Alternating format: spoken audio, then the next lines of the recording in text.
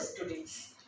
Today we will start the next topic of the lesson heat and that is effects of heat. आप लोग जानते हैं कि heat जब हम किसी भी ऑब्जेक्ट को करते हैं तो उसके अंदर बहुत सारे इफेक्ट्स प्रोड्यूस होते हैं, बहुत सारे चेंजेस आते हैं।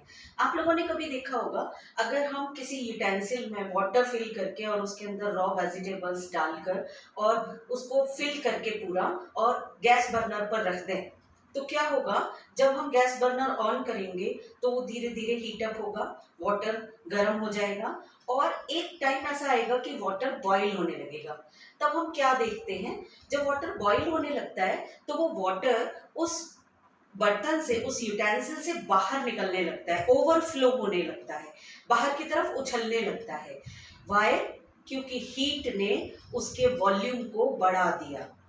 तो हीट ने क्या किया, सबसे पहला चेंज किया कि जब हम किसी भी ऑब्जेक्ट को हीट करते हैं तो उसका वॉल्यूम इंक्रीज हो जाता है, it increases in its volume. और जब वॉल्यूम बढ़ गया, यूटेंसिल उतना ही है, वॉल्यूम वाटर का बढ़ गया तो वाटर बाहर निकलने लगा। और क्या हुआ, जो हमने वेजिटेबल्स उसके अंदर डाली थी वो वेजिटेबल्स भी कुक हो जाती हैं। ये एक केमिकल चेंज हो गया, अब हम उन्हें वापस रॉ वेजिटेबल्स में चेंज नहीं कर सकते। और क्या हुआ, हमारे वाटर का जो टेम्परेचर है वो रेज हो गया, बढ़ गया।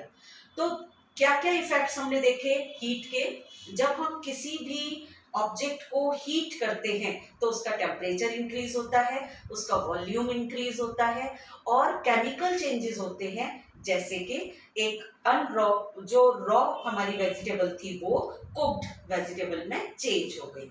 नाउ जितने भी इफेक्ट्स हमने यहाँ पर आपको बताए हैं, इनमें से इस लेसन में हम सिर्फ एक्सपेंशन का, जो मैंने बताया कि वॉल्यूम इंक्रीज हो जाता है, हम उसको स्टडी करेंगे, एक्सपेंशन ऑफ ऑब्जेक्ट्स।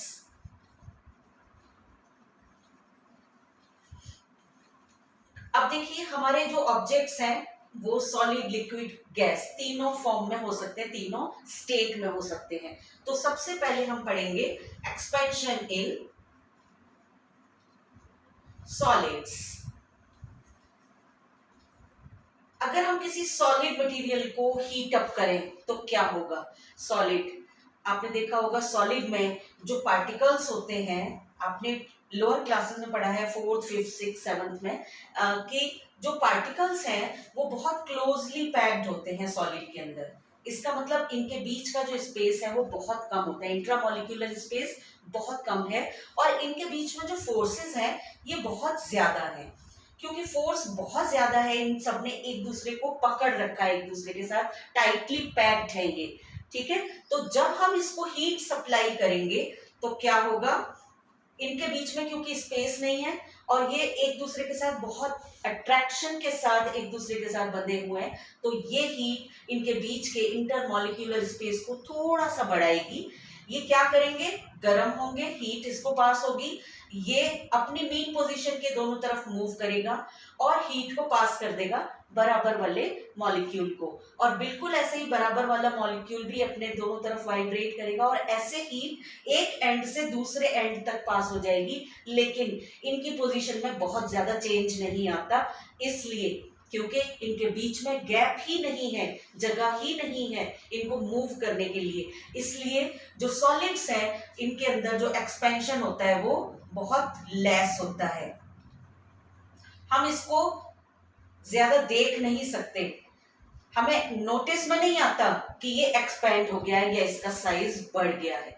एक्सपेंशन होता है लेकिन वो हम इतना कम होता है कि हम उसको नोटिस नहीं कर सकते। Number 2 is expansion in liquids. Now you know that liquids are loosely arranged as compared to solids. जो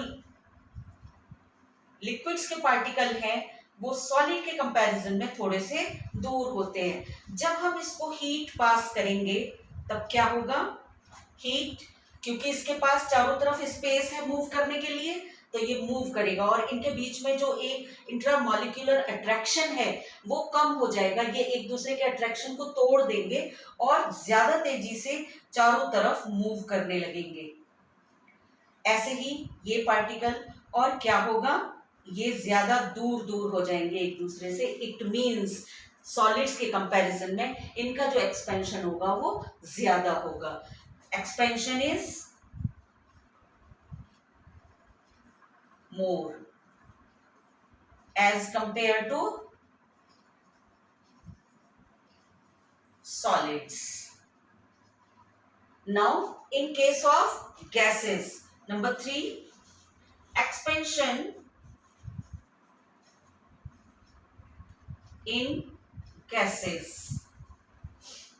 अब आप जानते हैं गैसेस के जो पार्टिकल्स हैं वो और ज्यादा दूर होते हैं। जब हम इसको हीट पास करेंगे तब क्या होगा, क्योंकि इनके बीच में इंटरमॉलिक्यूलर स्पेस बहुत ज्यादा है और जो अट्रैक्शन है, फोर्स ऑफ अट्रैक्शन वो बहुत कम है, तब क्या होगा, ये और ज्यादा दूर एक दूसरे से चले जाएंगे और एक्सपेंशन और ज्यादा हो जाएगा। So we see maximum expansion in case of gases. Gases में जो एक्सपेंशन होता है वो बहुत ज्यादा होता है। अब यही एक्सपेंशन हम अपने चारों तरफ भी देखते हैं। हम अपने चारों तरफ बहुत सारे एग्जांपल्स देखते हैं जहां पर हमें एक्सपेंशन दिखाई देता है ड्यू टू हीट। आप लोगों ने देखा होगा जो ब्रिजेस बने होते हैं, जितने भी ब्रिजेस बने होते हैं उन वो सब मेटल के होते हैं, आइदर ऑफ स्टील और ऑफ आयरन।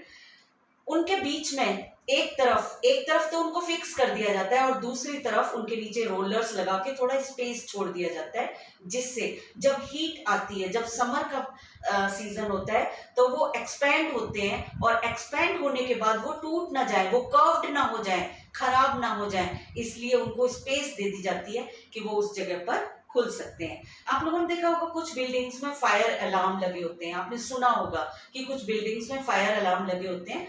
जब भी कहीं फायर ब्रोक होती है, आग लग जाती है, तो वो अपने आप से बजने लगते हैं। क्या होता है उनके अंदर 2 मेटल की स्ट्रिप्स लगी होती हैं। जब वो हीट अप हो जाती है, अब मान लीजिए फायर अलार्म है, उसके अंदर मेटल लगा हुआ है, तो हीट जब उन तक पहुंचेगी तो वो एक्सपैंड होंगी, क्योंकि सॉलिड भी एक्सपैंड होते हैं।